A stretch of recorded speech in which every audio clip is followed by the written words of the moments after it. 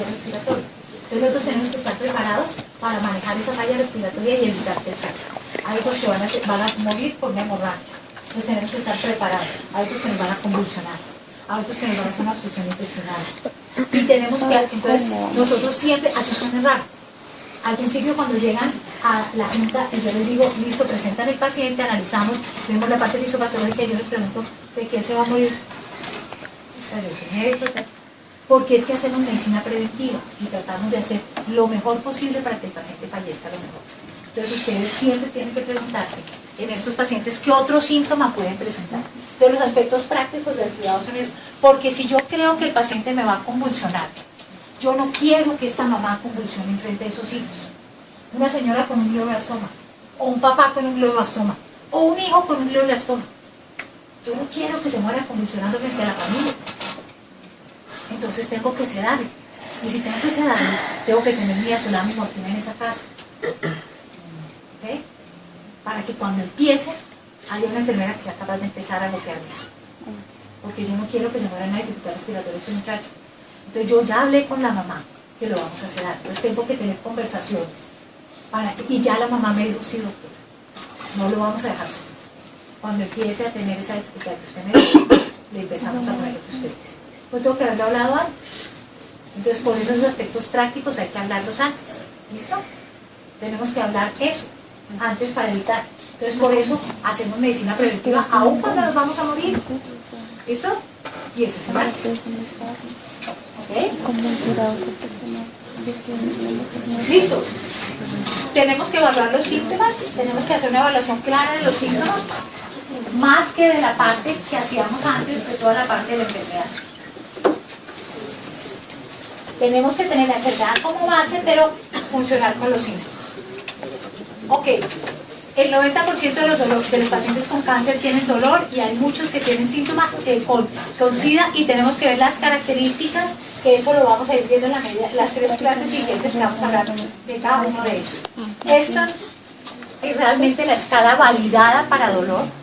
Ustedes van a ver, esta es la escala de caras, que no son esas caras linditas, todas redondas, con el niño sonriendo y todo eso que vemos en todas partes.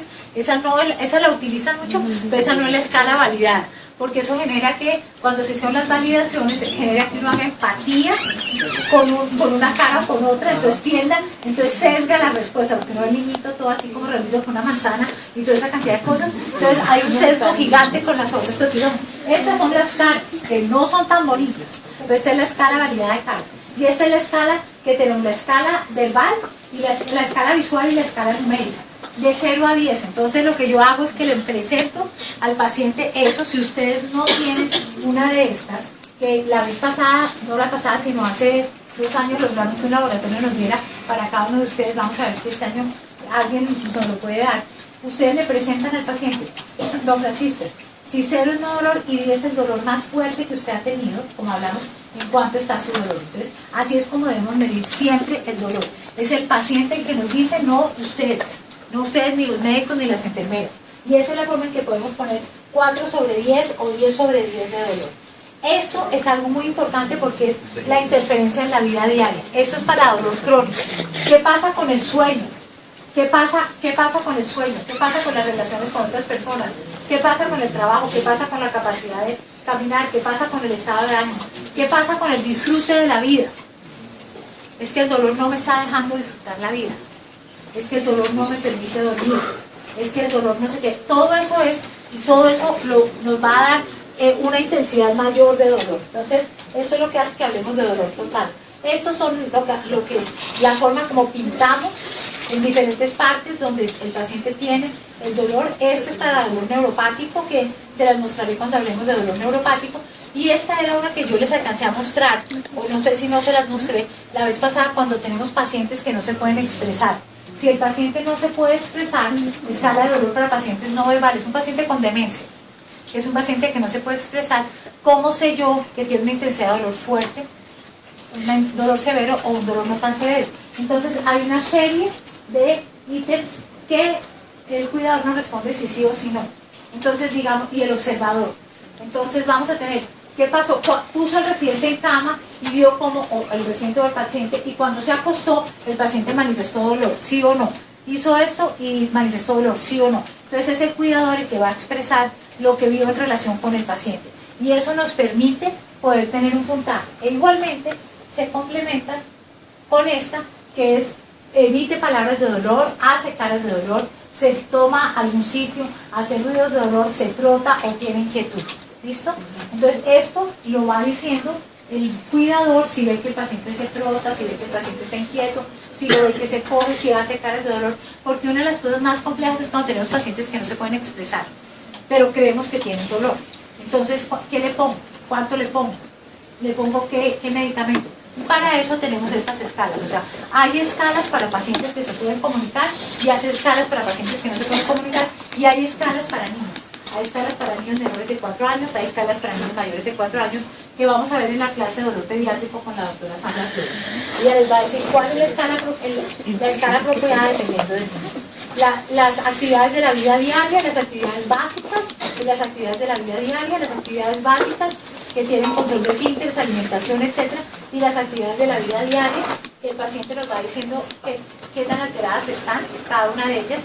El ECOG que nos está hablando, y ustedes van a ver, si el paciente tiene un ECOG de 5, falleció, o sea, el ECOG de 5 es un paciente que está muerto, y el ECOG de 0 es un paciente que está vivo, puede cumplir todo.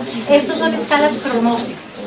Estas escalas pronósticas, el ECOG y el Karnofsky, nos sirve para ver si seguimos haciendo tratamientos o no. Ustedes van a tener que ayudar a las familias a tomar decisiones. Ayudar a las familias a tomar decisiones en cuanto a seguimos nutriendo un paciente, en cuanto a ventilamos o no ventilamos un paciente, en cuanto a le hacemos una quimio más, una quimio menos, y los hacemos con las escalas pronósticas y de funcionalidad. Entonces, lo que nos sirve para la toma de decisiones son estas escalas. Si el paciente está encamado durante más de 50 horas del 50% del día o menos del 50% del día y tiene un ECOG de 2 o 3, es diferente si el paciente tiene un ECOG de 0. ¿Ok? Entonces no es la edad, o sea, no le hacemos al joven y le dejamos de hacer al viejito, eso no lo hacemos. Hacemos es dependiendo del pronóstico y la funcionalidad del paciente, independiente de la edad. O sea, el viejito si está funcional y tiene un buen pronóstico, le hacemos. ¿Ok? Este muchacho de 20 y pico de años seguramente tiene un ECOG de 4 y va a dar el Karnofsky, y por eso ya estamos hablando de sedación con la familia. ¿Listo? Porque sabemos que su funcionalidad y su pronóstico es malo. Pero tenemos que sustentarlo en algo. No podemos decir es que me parece, es que a mí me parece que está malito. No, a mí no me parece que está malito. Tiene un ECOG de 4. ¿Ok? Y así puedo yo tomar decisiones. Ustedes van a tener que tomar decisiones y ayudar a las familias a tomar decisiones. Por eso tienen que tener escalas muy claras. Aquí hay otra de las escalas, creo que viene, que es el Karnofsky, que habla también de toda la vida global de la actividad del paciente, y aquí lo vemos. El paciente, al contrario, cuando tiene 0 está muerto, y cuando tiene 100 está bien. El otro, si se acuerdan, si tenía 5, el ECOG si tenía 5 estaba muerto y aquí arriba estaba bien. Entonces a veces la gente se confunde. ECOG y Karnofsky son dos escalas que ustedes van a ver que se utilizan mucho en pacientes con enfermedades crónicas y progresivas hacia el final de la vida para la toma de decisiones. ¿Ok? Para que ustedes puedan decidir qué hacer con el paciente, decidir si hacen más tratamientos o no hacen más tratamientos, porque hasta donde veníamos, hasta noveno semestre, siempre hacíamos tratamientos, siempre. O sea, hasta noveno semestre ustedes y yo no nos cuestionábamos si íbamos a hacer una gastrostomía o no, hacíamos una gastrostomía. En este momento ya nos cuestionamos si hacemos una gastrostomía o no, y lo que nos va a permitir tomar una decisión son estas escalas.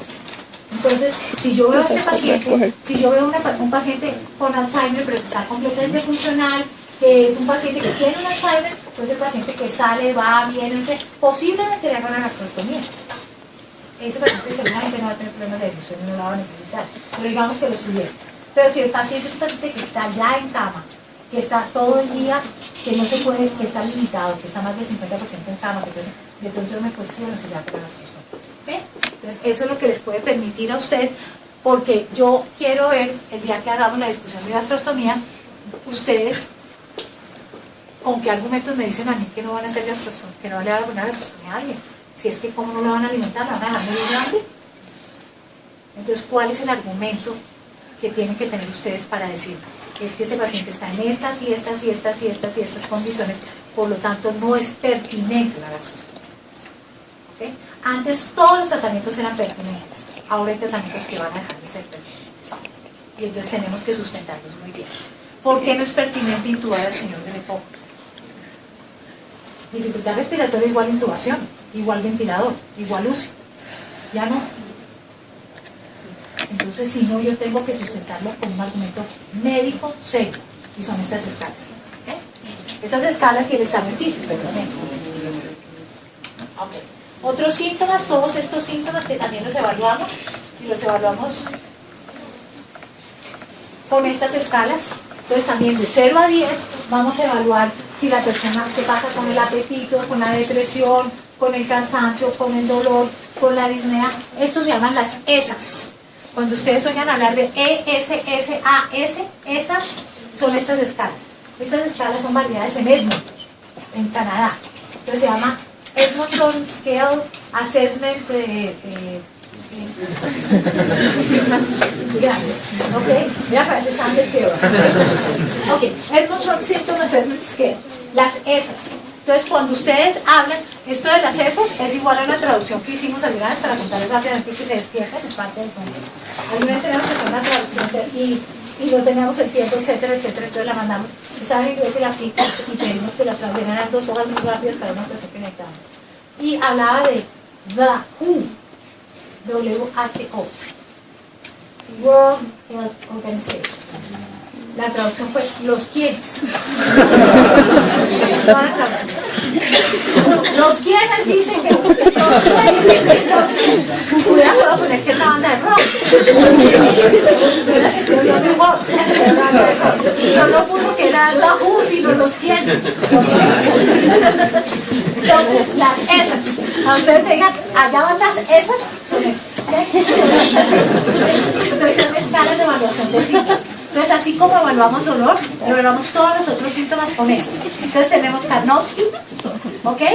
Tenemos ECOG, tenemos esas para evaluar síntomas, ¿ok? Y evaluar Karnofsky, ECOG para pronóstico de estado funcional, esas para síntomas. O sea que, si les preguntan que si ustedes conocen las esas, ya claro. Okay. El SF36 es una escala de calidad de vida que seguramente, no sé si la doctora Yaira y el psiquiatra se las han hablado, pero es una escala de calidad de vida que no vamos a entrarnos. Las escalas de psicología del Minimental, que me imagino que ustedes lo conocen, el largo corto que ya lo hablamos con ellos, y bueno, la parte de aspectos psicosociales y toda la parte de espiritualidad que vuelvo y les digo, no tiene nada que ver con religión, tiene que ver con la capacidad de trascender. Hay dos cosas que son importantes, la posibilidad de trascender y el legado. Cuando ustedes cuando hablan con las personas dicen, ¿cómo quisieran que lo recordaran? ¿Sí? Y esa es una pregunta que piensen, porque la vamos a hablar, porque cuando yo me pongo a pensar, ¿cómo quisiera que me recordaran? Tengo yo que sentarme a pensar cómo estoy viviendo, que estoy viviendo en una forma que está acorde como yo quisiera que me recordaran. Yo quisiera que me recordaran como una persona querida, buena persona, buena médica y todo eso, y trato todo el mundo las patadas, pues posiblemente no va a haber coherencia entre lo uno y lo otro, ¿ok? Pero cuando hablamos de espiritualidad, hablamos de la trascendencia y el legado que las personas quieren dejar. Eso tiene que ver con miles de cosas diferentes y supremamente interesantes que iremos viendo.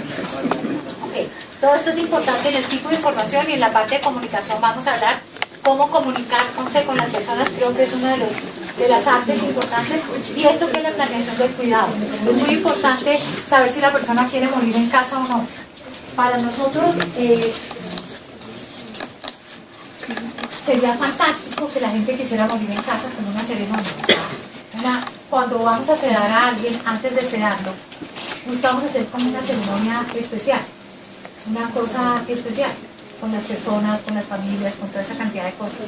Pero igualmente hay personas que se aterrorizan de que alguien muera en casa. Entonces, esas son cosas que se deben hablar. ¿Cuánto tiempo las personas deben, si no tienen un cuidador, deben ir a un sitio de crónicos? O sea, hay una cantidad de cosas que ustedes tienen que, posiblemente ahorita, a algunos les parezca que lo que digo tiene sentido y a otros no les parezca que tiene tanto sentido. Porque es que cuando uno tiene la edad que tienen ustedes y siente que tiene toda la vida por delante, pues hablar de planear el final de la vida para una dificultad respiratoria este muchacho. Entonces yo ya hablé con la mamá que lo vamos a hacer, entonces tengo que tener conversaciones y ya la mamá me dijo, sí doctora, no lo vamos a dejar solo. Cuando empiece a tener esa dificultad que usted me dijo, le empezamos a poner lo que usted dice. Pues tengo que haberlo hablado antes. Entonces por esos aspectos prácticos hay que hablarlos antes. ¿Listo? Tenemos que hablar eso antes para evitar. Entonces por eso hacemos medicina preventiva aún cuando nos vamos a morir. ¿Listo? Y ese es el marco. ¿Ok? Listo. Hacemos falla respiratoria. Entonces nosotros tenemos que estar preparados para manejar esa falla respiratoria y evitar que salga. Hay otros que van a morir por una hemorragia. Entonces tenemos que estar preparados. Hay otros que nos van a convulsionar. Hay otros que nos van a hacer una obstrucción intestinal. Y tenemos que, entonces, nosotros siempre, así suena raro. Al principio cuando llegan a la junta, yo les digo, listo, presentan el paciente, analizamos, vemos la parte fisiopatológica y yo les pregunto, ¿de qué se va a morir? Porque es que hacemos medicina preventiva y tratamos de hacer lo mejor posible para que el paciente fallezca lo mejor. Entonces ustedes siempre tenemos que evaluar los síntomas, tenemos que hacer una evaluación clara de los síntomas, más que de la parte que hacíamos antes, de toda la parte de la enfermedad. Tenemos que tener la enfermedad como base, pero funcionar con los síntomas. Ok, el 90% de los pacientes con cáncer tienen dolor y hay muchos que tienen síntomas con SIDA y tenemos que ver las características, que eso lo vamos a ir viendo en las 3 clases siguientes que vamos a hablar de cada uno de ellos. Esta es realmente la escala validada para dolor. Ustedes van a ver, esta es la escala de caras, que no son esas caras linditas, todas redondas, con el niño sonriendo y todo eso que vemos en todas partes. Esa la utilizan mucho, pero esa no es la escala validada, porque eso genera que cuando se hacen las validaciones, genera que uno haga empatía con una cara o con otra, entonces sesga la respuesta, porque no el niñito todo así como reunido con una manzana y toda esa cantidad de cosas. Entonces hay un sesgo gigante con las otras. Entonces, estas son las caras, que no son tan bonitas, pero esta es la escala validada de caras. Y esta es la escala que tenemos, la escala verbal, y la escala visual y la escala numérica. De 0 a 10 preguntarse en estos pacientes qué otros síntomas pueden presentar. Entonces los aspectos prácticos del cuidado son esos. Porque si yo creo que el paciente me va a convulsionar, yo no quiero que esta mamá convulsione en frente de esos hijos. Una señora con un glioblastoma, o un papá con un glioblastoma, o un hijo con un glioblastoma. Yo no quiero que se muera convulsionando frente a la familia. Entonces tengo que sedarle. Y si tengo que sedarle, tengo que tener midazolam y morfina en esa casa. ¿Okay? Para que cuando empiece haya una enfermera que sea capaz de empezar a bloquear eso. Porque yo no quiero que se